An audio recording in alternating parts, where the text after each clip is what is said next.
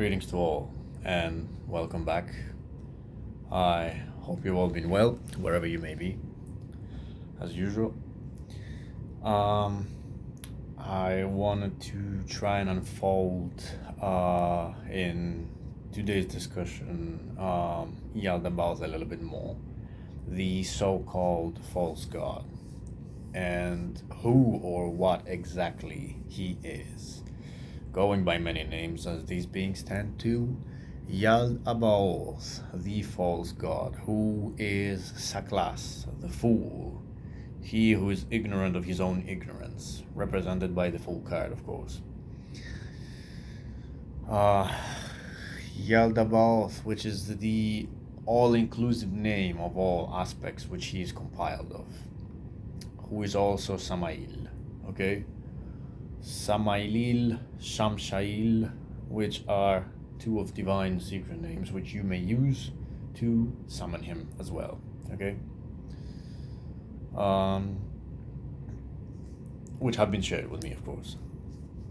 The depiction of Yaldabaoth, as you know, who was created within the Black Sea of Chaos by Aeon Sophia, which means eternal wisdom. Aeon, Aeonas, coming from the Greek word of eternal, eternity, and Sophia, which means wisdom. Okay.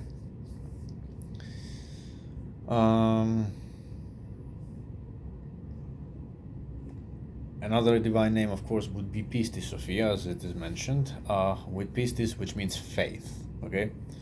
Of course, again from the Greek word derived from it. So the wisdom of faith. For he who bears faith bears wisdom, okay? He who bears no faith in anything, of course, unfortunately, as educated and scientific as one may want to appear to be, you remain ignorant about the universe, okay? That is a fact. Now, going back to Yaldabaoth, as the legend has it, he was born in the Black Sea. Aeon Sophia is his mother, and he has not seen her, okay? So he remains ignorant of the origins of his creation. He develops a big ego, okay?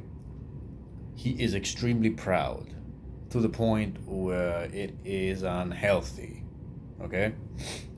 Very similar to that thing that you all like to call Lucifer. Okay, think about it. Fallen due to pride, mostly. Okay, amongst other things, of course. We all know the story. I'm not going to get into the entire biblical description. Okay, we've spoken and read about it 1,001 times over and over. It's the same old story, it never changes. Okay, but Yaldabaoth is a whole different thing altogether. I'm gonna try and keep it short. Okay. The depiction of Yaldabaoth is that of a lion's head with the body of a snake. Okay? Symbolically, these aspects, of course, represent the all-hungry, dangerous, and roaring lion, okay, which prowls and seeks for prey to devour. It also portrays a warlike nature. Yaldabaoth is very known for causing a war between people. He bears the body of a snake, which is of course an attribute to his venomous and cunning nature. As we all know, Samael being attributed to being the venom of God. Okay. One big astral attribution which Samael may bestow upon one. Okay, one of the countless ones that he may bestow upon you is the venomous depiction of black liquid, which would be drooling out of your mouth if you were to go into the astral and see yourself under this transformation. Okay, this can empower banful work, curse work, okay, in the form of verbal vibrations and casting. So it will severely turn the words that you use to cast and the vibrations of the divine names which you use to produce during cast working, okay?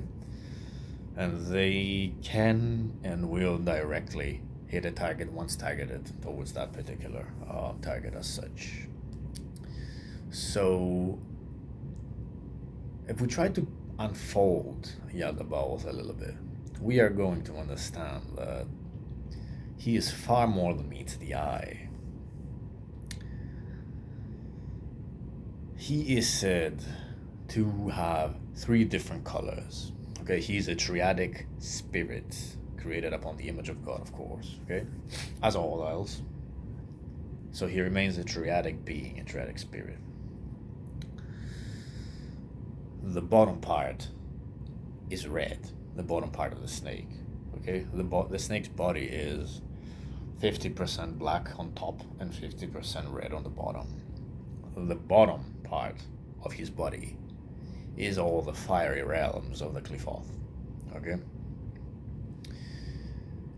each and every fiery being that you may find in the Qliphoth is what resides within Yaldabaoth. Okay, as we know, there are systems within systems, world within worlds, as you go into the Qliphoth, and literally it's like a layer of tunnels within, countless of tunnels, gates, doors, and then there are more layers above layers above layers. Okay, so it's like imagine like a cake and many different floors, layers and layers and layers, and within these layers countless of gateways and doorways and tunnels and everything you can possibly imagine. That would be the simplest way to describe the structure of the Qliphoth. And when you look into it, let's call it like an MRI scan or a microscope, then you unfold more and more. But it goes more, and there's more and more and more. The more you look at it internally, and the more you look at it externally, that's when you begin to understand what is what and how it is all structured. It is not an unlimited realm, but it is extremely vast and complex, although it is a prison. Okay, that's what the Qliphoth is. It's an energy dump yard and a prison. These so-called rulers that are down there are there as prisoners, not as rulers. Okay, so that is what the bottom part is. Okay, that's where you find all the fiery spirits. That's where you find all the lake of fire and the brink, the realms of turmoil and what have you. I mean, everywhere is a realm of turmoil, but the fiery planes, okay, serve not only turmoil but also purification, cleansing, where souls may be burned and given second chances. Okay, it's not an utterly destructive realm.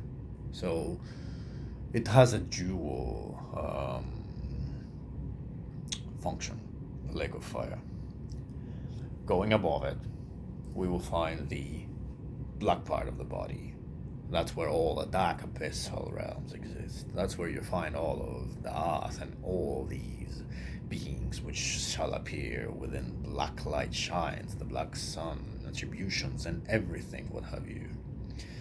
For those who have traveled enough, you will see that the Qliphoth does not only have pitch black dark realms, there are fiery realms, there are sunny realms too, which we're going to get to later. Okay, forget about the sunny realms for a second.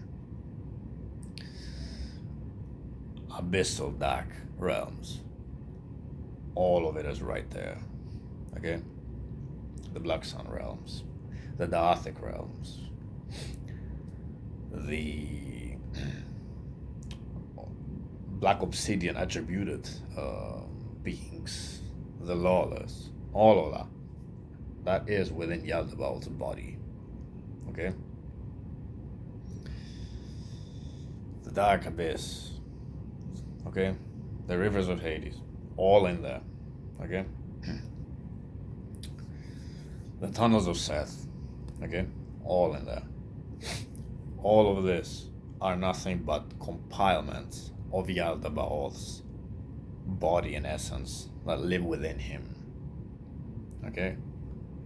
If you may visualize that as such. Each and every system is nothing but a small part of him. The more you unfold, the more you will understand that it is him you are dealing with. Okay? Lucifer and Belial themselves, as big as they are, as figures and names within this system, they are nothing but teeny tiny parts and components, tiny energy cells within that particular body of this particular being, okay? Which all merge and combine into one big piece of thing, okay? The so-called beast. So it is very complex trying to understand who is who and what is what, okay? And how the complexities of the aspects go, okay? For example, within the Goetic system, Belial rules, or Belial Baal Zebub, in different aspects, okay? Rules the Goetic system, okay? Countless of hierarchies, okay, are mixed within each other, okay? But there are double hierarchies. For example, some spirits bear double titles, okay? Most know Marbas as a president, but he also bears a king title, and he does have a king aspect. Ever wondered why he appears as a lion, although he's a healing spirit, or an infernal doctor, so to say, in the dark way? He teaches the arts of decay and causing sickness through bountiful work, as well as healing it and vampirizing it, and many, many, many other things, which I'm not going to get into now because it's a list from here to Saturn. So he bears a king title as well, okay? Many other beings are similar, okay? Vasago, Agares, okay? Both the exact same being, different aspects, okay? Pretty light energy, okay? Air element. So, there is complexity, as you see, big complexity. But yet again, as much as Belial rules the Goetic system, and he was the one who sat by the side of Solomon by his throne and had a discussion with him and given honors to sit there and speak to him, as he must be bribed to speak, and Solomon knew this, of course, he knew everything. It is a Amon, who is called through the ritual to enforce the manifestation, the gate opening, and the breaking of chains to bring the spirits forth within the triangle. So as you see, once again, complexity of hierarchy changes, okay? It's literally like knowing which tunnel to take for what function. It's extremely complex, okay? So you gotta go through that one tunnel to talk to Maimon and bring the king forth, but if you really want to deal with the other spirits who are below, you gotta go through the other tunnel, talk to Baal Zebub, Belial, Baal, blah, blah, blah, blah, okay? Complex. Yet simple and understandable, but it takes time, and you really gotta have the patience and urge to unfold this complexity, okay? Most people don't want to do that. It's a lot of work, and it's very difficult to understand a complexity, okay? But yet again, the very few who may have this will go deeper and delve into the secrets and unfold them. Coming up to the last part of Yaldabaoth. What exactly it is, the head of the lion, the white head, okay? The aspect which has revealed itself the most to me. The war aspect, the roaring lion, the white roaring lion, which symbolizes pride, as it is rare, extremely rare, okay? That's what the white color of the lion symbolizes, how rare and how proud it is, for it is, according to his opinion, unique, okay?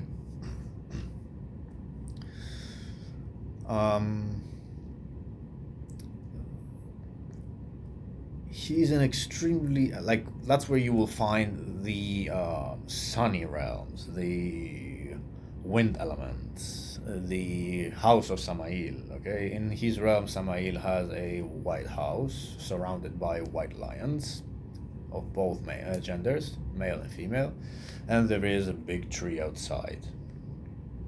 So his realm is a semi-copy of the Edemian Gardens with the Tree of Life. Okay?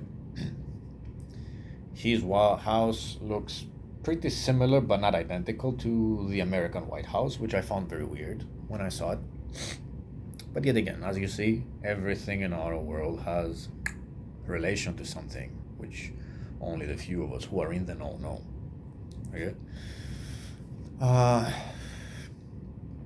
Extremely proud and blinded by pride aspect. Very warlike. Very destructive and dangerous aspect. Lions are snappy and lash out. The thing with Yaldabaoth is that he's responsible for the enslavement of the Matrix. He is the one who wants to see the divinity trapped in the physical body. And that is exactly why most of the old practices of paganism have been prohibited through history. It was allowed to manifest as such. Because although all these acts, which we cannot actively describe here, verbally, on this platform, that were performed in these times, like we know, okay, there was sacrificial, cannibalistic, and necrophiliac, and all kinds of things that are not practiced today anymore, of course, because it's not the ancient times anymore. But they were as tremendously empowering as they may be on the dark side of things. They also bind the soul to the physical. Okay? That's why it is not recommended to perform such dark arts, because they bind the soul to the physical and rip it away from the divinity of the other realms. And Yaldabaoth does not want to see people reach their divinity. That's why there are so many Nephilim parasites running around the world which were cursed by God never to find peace. They do not descend into hell nor heaven. They stay on earth and roam around and cause havoc. They possess people, they possess serial killers, many things, which we will talk about in a different video. Yaldabaoth causes wars. Not really for the sake of money, as money means nothing to him. Of course, money is useless for him. It's just a construct that people have designed to create slavery amongst themselves. But to stop people from reaching their divinity, their spirituality, and unlocking themselves to connect with the other side and transforming themselves. He hates humanity with a passion. And he's nothing but distracted and proud. Sees himself as the one and only true God, which is what that thing Lucifer says as well. It's the exact same delusion that these beings suffer from, if you ask me. Calling yourself to being the one and only true God, and claiming that your magic is goldener than the sun. Okay? These beautiful apparitions may work to the profane or someone who is a new beginner, but at this stage of practice, it's all too clear, okay? You shouldn't be falling for stuff like that, guys. Just a little message and advice from me. You may practice what you want, how you want it. But I'm just giving you the truth and facts like it is, okay? So, yeah. It's not easy, because one way or another, everyone is binded on the Yaldabaoth system, which he has created. And he has made certain individuals extremely wealthy. But he has done that because whatever system they brought in serves his ways.